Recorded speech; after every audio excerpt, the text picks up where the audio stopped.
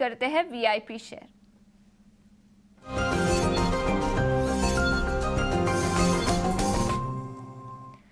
और इस बीच हमारे साथ मयूरेश जोशी जुड़ चुके हैं। Mayuresh, good afternoon. आज का फंडामेंटल टॉपिक क्या रहेगा व्यूअर्स के लिए?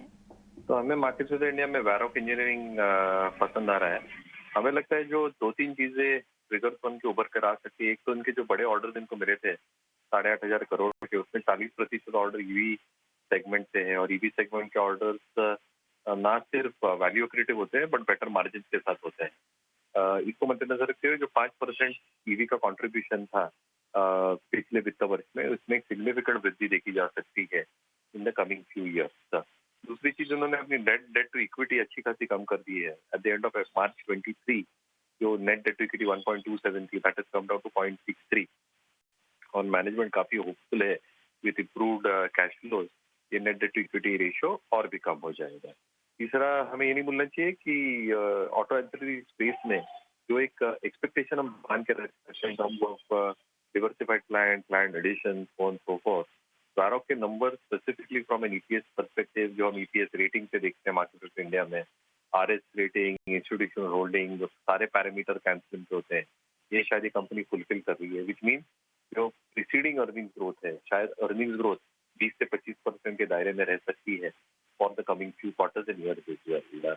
हम काफी ऑप्टिमिस्टिक है वैरोक इंजीनियरिंग पे, 18 से 20% का अपसाइड। बिल्कुल, तो वैरोक इंजीनियरिंग पर फंडामेंटल बेसिस पर देखें तो नज़रिया काफ़ी पॉजिटिव है। खरीदारी की राय करंट लेवल से देखें तो 18% तक का अपसाइड स्टॉक पर दिखाई दे सकता है और 6 से 12 महीने का नज़रिया दिया है। बहुत बहुत शुक्रिया समय निकालकर ईटीना स्वदेश। करीब 3% की तेज़ी स्टॉक पर दिखी है। दिन के ऊंचाई से देखें तो थोड़ी सी गिरावट दिखी है, लेकिन उसके बावजूद 2.5 से 3% की तेजी स्टॉक में अभी भी है। इस पर एक न्यूज आई है, स्टील फेडरेशन ने स्टील मिनिस्ट्री से रिक्वेस्ट की है कि कई स्टेट रन स्टील कंपनीज को सेल के साथ मर्ज कर दिया जाना चाहिए। तो कंपनियों के नाम RINL, फेरो स्क्रैप निगम और नागरनर स्टील प्लांट, इन तीनों स्टील कंपनियों को सेल के साथ मर्ज करने की रिकमेंडेशन की गई है फेडरेशन ने स्टील मिनिस्ट्री से। उनका मानना है कि सभी कंपनियों की एफिशिएंसी इस मर्जर से बढ़ सकती है, जिसके चलते सेल में करीब 3% की तेजी दिखी है। इस पर टेक्निकल राय ले लेते हैं। राहुल, आप ही से पूछना चाहूंगी, क्या राय बनेगी इस स्टॉक पर, सेल पर?